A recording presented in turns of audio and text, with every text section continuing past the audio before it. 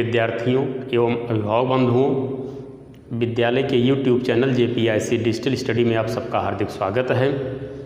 आज हम अपने इस वीडियो में कक्षा 10 कंप्यूटर विज्ञान से संबंधित तीसरा पाठ इंटरनेट, जिसका शीर्षक है, आपको वीडियो क्लास प्रस्तुत कर रहा हूं। आप इसे ध्यानपूर्वक अंत तक देखने का प्रयास करें। बहुत सारे महत्वपूर्ण बिंदु हैं जो आपके इस पाठ से संबंधित हैं, बोर्ड परीक्षा में भी पूछे जाते हैं। फिर विद्यार्थियों, समय के साथ अपने हर प्रकार के कार्य को करना चाहिए, अपने लक्ष्य को प्राप्त करना चाहिए। आप अपना लक्ष्य निश्चित रूप से उत्कृष्ट प्राप्त करें, यह हमारी हार्दिक शुभकामना है। आप जो है इस वीडियो को अंत तक ज़रूर देखें। आपका जो अध्याय क्रम 3 है वह है इंटरनेट। हम भौतिक विकास में दिन प्रतिदिन कुछ नया सीखते हैं, कुछ नया देखते हैं। पुराने पर भी कुछ कार्य होता है। कोई भी चीज़ें, भौतिक वस्तुएं जो है उसको पुराना कह देना उतना प्रासंगिक नहीं है, क्योंकि वह हमेशा एक नए आयाम में हमारे कार्यों में सहयोग करती हैं। पर विद्यार्थियों, कंप्यूटर के परिप्रेक्ष्य में इंटरनेट का बहुत महत्वपूर्ण उपयोग होता है। इंटरनेट कंप्यूटर को सर्वाधिक लोकप्रिय बना दिया है। आज वर्तमान में समय समय पर, कदम कदम पर, step by step, overall thinking, हम जो कुछ भी सोच रहे हैं, कंप्यूटर और इंटरनेट की बातें निकलकर सामने आ रही हैं। प्रिय विद्यार्थियों, इंटरनेट को हम बिंदुवार उसकी परिभाषा समझना चाहें तो हम बहुत सरल भाषा में उसको विश्लेषित कर सकते हैं, परिभाषित कर सकते हैं। इंटरनेट 2 शब्दों से मिलकर बना होता है, इंटर प्लस नेट। इंटर का अभिप्राय इंटरनेशनल और नेट का अभिप्राय नेटवर्क। इस प्रकार से हम इंटरनेट को विस्तारित रूप से इंटरनेशनल नेटवर्क कह सकते हैं।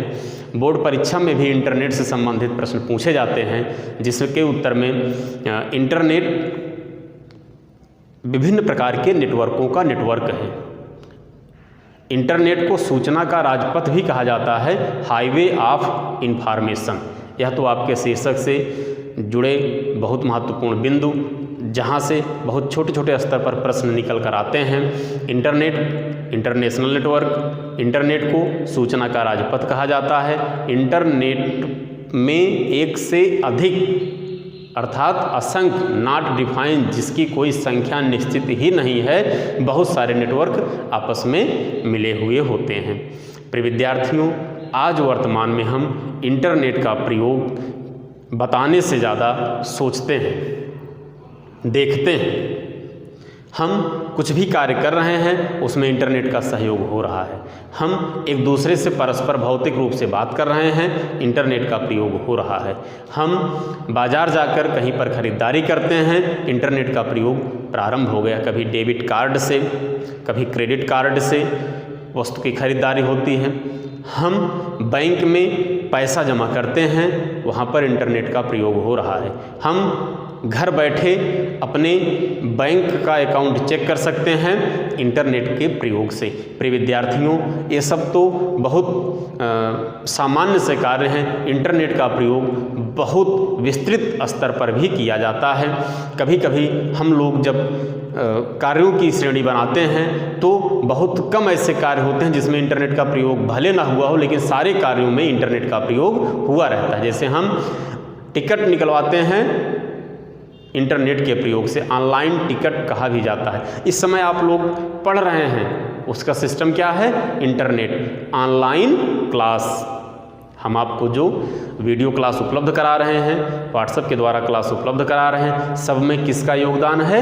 इंटरनेट का योगदान है। जितने भी भौतिक वस्तुएं, कंप्यूटर, मोबाइल, इन सब प्रकार की जो भी भौतिक वस्तुएं हैं वह सब इंटरनेट पर आधारित हैं। अगर इंटरनेट, वैसे भी मोबाइल में अगर नेटवर्क ना हो तो वह खिलौना मात्र है। मोबाइल में इंटरनेट नेटवर्क का होना बहुत आवश्यक होता है जब उससे हम किसी भी कार्य को करते हैं। प्रिय विद्यार्थियों, हम इंटरनेट के लिए कुछ विशिष्ट बिंदुओं को जो बोर्ड परीक्षा पर आधारित जहां से प्रश्न पूछे जाते हैं उनसे आपका परिचय हम करवाने चल रहे हैं। जैसे सबसे पहला जो प्रश्न आता है, इंटरनेट का विकास।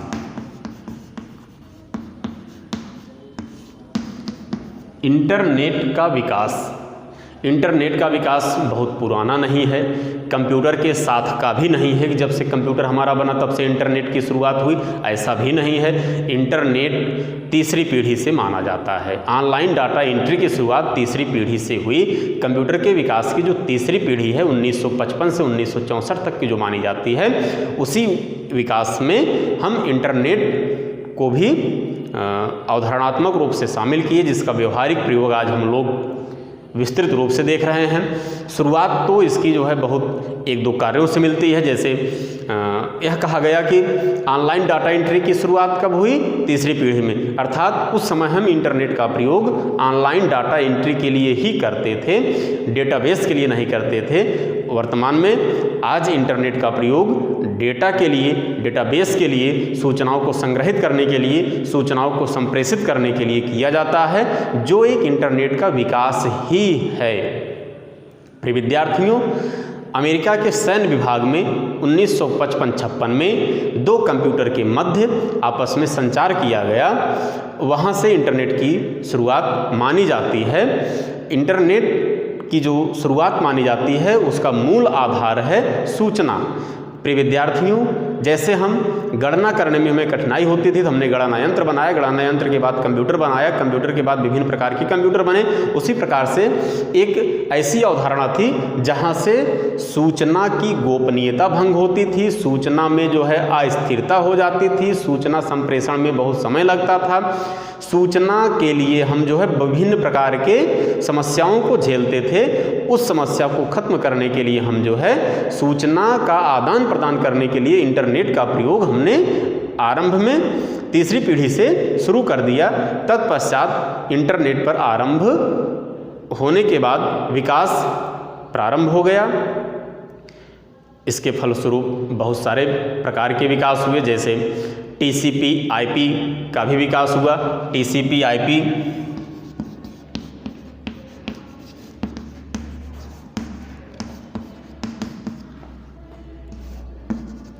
यह एक प्रकार का प्रोटोकॉल होता है। इसे ट्रांसमिशन कंट्रोल प्रोटोकॉल अथवा transfer control protocol, IP internet protocol, प्रायः इसे एक ही नाम से जाना जाता है। TCP उसके विश्लेषण में लिख दिया गया है।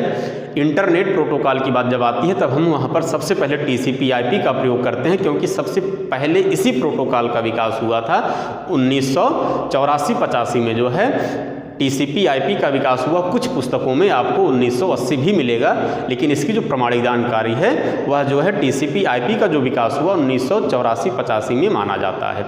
TCP/IP के विकास से इंटरनेट पर हम वेब ब्राउजिंग बहुत आसानी से कर लेने लगे।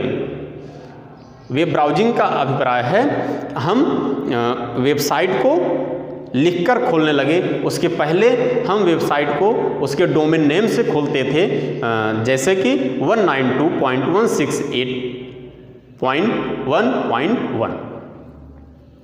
इस तरीके से हम वेबसाइट को सर्च करते थे। लेकिन TCP/IP के विकास के फलस्वरूप हम सीधे सीधे लिखने लगे www.google.com, www.bsnl.co.in। हम इस प्रकार से वेबसाइट का प्रयोग करने लगे, वेब ब्राउजिंग करने लगे। TCP/IP HTTP की सुविधा भी उपलब्ध कराता है। यह भी एक प्रोटोकॉल होता है, हाइपर टेक्स्ट ट्रांसफर प्रोटोकॉल। प्रिय विद्यार्थियों, यहाँ तक हम बहुत सारे महत्वपूर्ण बिंदुओं को सीखे, जैसे इंटरनेट, इंटरनेशनल नेटवर्क। इंटरनेट को विभिन्न प्रकार के नेटवर्कों का नेटवर्क कहा जाता है। इंटरनेट सूचना का राजपथ होता है। इंटरनेट के विकास में सबसे पहले प्रोटोकॉल का विकास किया गया, इंटरनेट प्रोटोकॉल, जिसे TCP/IP के नाम से जाना जाता है, जिसका पूरा नाम होता है ट्रांसमिशन कंट्रोल प्रोटोकॉल अथवा ट्रांसफर कंट्रोल प्रोटोकॉल। IP को इंटरनेट प्रोटोकॉल के नाम से जाना जाता है। यह जो है HTTP की सुविधा उपलब्ध कराता है, हाइपर टेक्स्ट ट्रांसफर प्रोटोकॉल। अब हम आगे की तरफ चलते हैं। इंटरनेट के विकास में बहुत सारी प्रकार की संस्थाएं, बहुत सारी प्रकार की अवधारणाएं एक साथ कार्य कर रही हैं। जैसे स्विट्जरलैंड के सर्न भौतिकी लैब में www का विकास किया गया, जिसके प्रयोग से हम किसी भी वेबसाइट को बहुत आसानी से खोज सकने में सरलता हमें मिली। www का पूरा नाम वर्ल्ड वाइड वेब होता है। ऐसा बहुविकल्पी अथवा अतिलघुत्तरी प्रश्न के रूप में बोर्ड परीक्षा में पूछा भी जाता है। www का विकास कहाँ हुआ? स्विट्जरलैंड में हुआ। पूरा नाम लिखिए वर्ल्ड वाइड वेब। प्रिय विद्यार्थियों, इसे W3C के नाम से भी जाना जाता है, W3 काउंसिल के नाम से भी जाना जाता है। इंटरनेट के विकास में विभिन्न प्रकार की और संस्थाएं महत्वपूर्ण रूप से अपना योगदान दे रहे हैं। जैसे AIEEE इंटरनेट के विकास में एक प्रमुख सहायक संस्था है। प्रिय विद्यार्थियों, इंटरनेट का विकास विभिन्न प्रकार की अवधारणाओं पर किया गया, जैसे सूचना की गोपनीयता। इंटरनेट का विकास जो आधारित है वह सूचना की गोपनीयता पर आधारित है। परंपरागत हम जब सूचनाओं का आदान प्रदान करते थे तो उसमें गोपनीयता भंग होने की शंका बनी रहती थी। प्रायः ऐसा हो भी जाता था, गोपनीयता का ध्यान रखा भी नहीं जाता था। लेकिन इंटरनेट पूर्ण रूप से गोपनीयता का पालन करता है। सूचना को संबंधित व्यक्ति अथवा भौतिक यंत्र तक ही सफलतापूर्वक संप्रेषित करता है। इस प्रकार से जो इंटरनेट का विकास की मूल अवधारणा रही, मूलाधार रहा, वह सूचना की गोपनीयता। दूसरे पॉइंट पर हम चलते हैं, सूचना की तीव्रता। प्रायः सूचना आज जितनी तीव्र गति से ट्रांसमिट हम कर पा रहे हैं उतना पहले नहीं कर पाते थे। आज ट्रांसमिशन की गति बहुत ज़्यादा हो गई है। हम सेकंड में संपूर्ण विश्व में संचार कर सकते हैं, संदेश को संप्रेषित कर सकते हैं, जो कि इंटरनेट के विकास की सफलता है। परंपरा में ऐसा नहीं होता था, माने प्राचीन समय में, अब के पहले ऐसा नहीं होता था। जब इंटरनेट का विकास नहीं हुआ था, इंटरनेट की शुरुआत नहीं हुई थी, तब सूचना का आदान प्रदान करने में बहुत विलम्ब होता था। इलेक्ट्रॉनिक सूचना का जो आरंभ हुआ 19वीं शताब्दी में टेलीग्राफ के माध्यम से हुआ, तब भी सूचना जो है कुछ विलम्ब से मिलती थी, जिसे तार कहते थे, जो टेलीफोन एक्सचेंज में जिसका प्रयोग किया जाता था। और इस प्रकार से प्रारंभ में इंटरनेट का प्रयोग भी कठिन था, लेकिन धीरे धीरे जब विकास होता गया, आज देखिए इंटरनेट का पूर्ण विकास हो चुका है और आगे भी जारी है। कंटिन्यू डेवलप हो रहा है इंटरनेट के क्षेत्र में। तो सूचना की गोपनीयता, सूचना में तीव्रता, और जो सबसे महत्वपूर्ण विकास देखा जा रहा है इंटरनेट के क्षेत्र में, वह है मितव्ययिता का। मितव्ययिता माने एक्सपेंसिव, माने कम खर्च। आज इंटरनेट का प्रयोग हम जिस भी सूचना को संप्रेषित करने के लिए करते हैं, उसमें नाम मात्र की कास्ट आती है। उसका मूल्य बहुत ही कम होता है, उसकी कीमत बहुत ही कम होती है। हम इंटरनेट के प्रयोग से अटैचमेंट, वह चाहे 100 पेज का हो, चाहे 101 पेज का हो, चाहे 1 MB का हो, चाहे 1 GB का हो, उसको हम भेज सकते हैं। जबकि हम बिना इंटरनेट के इसी प्रकार का संचार बहुत अधिक व्यय करके करते थे। इस प्रकार से हम कह सकते हैं कि इंटरनेट का जो विकास हुआ है उसमें मितव्ययिता मूल है। तो हमें इंटरनेट का विकास जो दिखा वह सूचना की गोपनीयता में, सूचना की तीव्रता में, मितव्ययिता में, इसके साथ ही साथ मनुष्य के विभिन्न दृष्टिकोणों में इंटरनेट का विकास दिखता है। जैसे आज मनुष्य इतने के अलावा और सारे कार्यों को कर रहा है, जैसे online learning, e shopping, e commerce, e governance. हम ई शब्द जहां भी देखते हैं उसका मतलब होता है ई फॉर इलेक्ट्रॉनिक, जिसका अभिप्राय ही नेटवर्क होता है। इलेक्ट्रॉनिक शब्द कंप्यूटर में जहाँ भी लगा है इंटरनेट के परिप्रेक्ष्य में, उसका मतलब नेटवर्क होता है। ई लर्निंग, हम जो कुछ भी सीख रहे हैं वो नेटवर्क के आधार पर सीख रहे हैं। ई शॉपिंग, हम जो कुछ भी खरीद रहे हैं वह नेटवर्क के आधार पर खरीद रहे हैं। लेन देन हमारा जो होगा वो नेटवर्क के आधार पर होगा। ई कॉमर्स, जो हम व्यापार कर रहे हैं उसमें इंटरनेट का बहुत महत्वपूर्ण स्थान है। इलेक्ट्रॉनिक कॉमर्स, नेटवर्क पर आधारित व्यापार। हम रिचार्ज कराते हैं, वह भी नेटवर्क पर आधारित व्यापार है। हम बैंक में पैसा जमा करते हैं, वह भी नेटवर्क पर आधारित व्यापार है। हम अपना आय जात निवास प्रमाण पत्र बनवाते हैं, वह भी नेटवर्क पर आधारित विकास है। वह G2C के अंतर्गत आता है, इंटरनेट के विकास की नई सेवा है। प्रिय विद्यार्थियों, हम इंटरनेट का विकास विभिन्न बिंदुओं के अंतर्गत देखें। आइए अब हम आपको नए बिंदु पर ले चलें, जहां पर हम आपको बताएंगे इंटरनेट की उपयोगिता।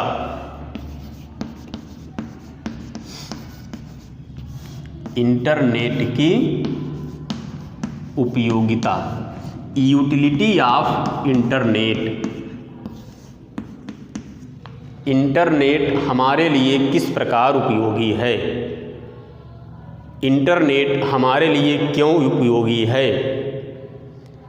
हम इस प्रश्न के मूल में जो उत्तर पाते हैं यही है कि हमारी सोच तक, कार्यों से लेकर सोच तक इंटरनेट की भूमिका बहुत ही महत्वपूर्ण है।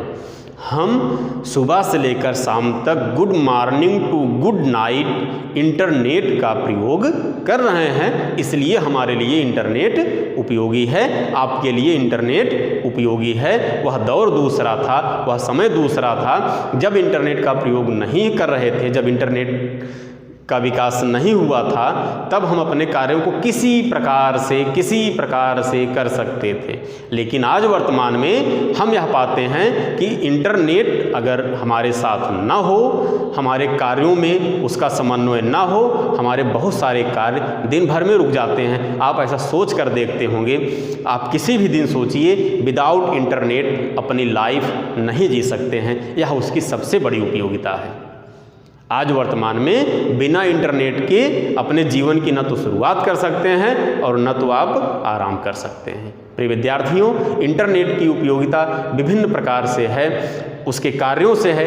विभिन्न प्रकार के कार्य इंटरनेट के द्वारा किए जाते हैं, जैसे ईमेल। यह एक लिखित संचार प्रणाली का उदाहरण है। ईमेल के द्वारा हम अपना लिखित संचार कुछ संलग्नकों सहित हम एक भौतिक यंत्र से दूसरे भौतिक यंत्र तक प्रेषित करते हैं, जिसमें इंटरनेट का बहुत महत्वपूर्ण स्थान होता है, उसी के द्वारा होता भी है। और ईमेल एक विस्तृत यूनिक आइडेंटिटी है इंटरनेट की। जिस प्रकार से हमारा एक सार्वभौमिक पता होता है, उसी प्रकार से जब हम इंटरनेट का प्रयोग करते हैं तो एक सार्वभौमिक एड्रेस हमें मिलता है, यूनिवर्सल एड्रेस हमें मिलता है, जिसे ईमेल कहा जाता है, इलेक्ट्रॉनिक मेल। इसकी चर्चा हम आगे भी करते रहेंगे। ईमेल के 4 भाग होते हैं।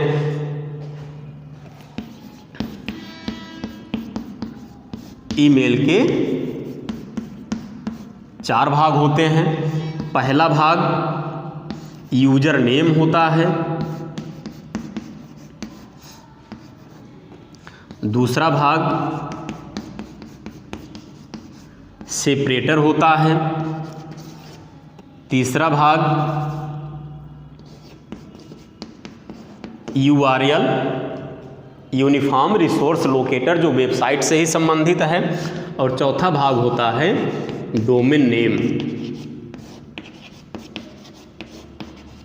जिस प्रकार से हम कंप्यूटर में किसी भी फाइल को सुरक्षित करते हैं तो उसके लिए एक्सटेंशन नेम की आवश्यकता होती है, विस्तारक नेम की आवश्यकता होती है, उसी प्रकार से हम किसी भी वेबसाइट का प्रयोग इंटरनेट पर कर रहे हैं तो उसके लिए डोमेन नेम की आवश्यकता होती है, जो .com, .in, .edu, .in, .uk, इन सब डोमेन नेम के आधार पर हम विभिन्न प्रकार की वेबसाइट का प्रयोग करते हैं। सामान्य तौर पर आप समझते होंगे कि .com .com जो है वो कमर्शियल, उसका फुल फॉर्म है कमर्शियल, वो वेबसाइट कमर्शियल वेबसाइट होती है जहाँ पर .com लगा होता है।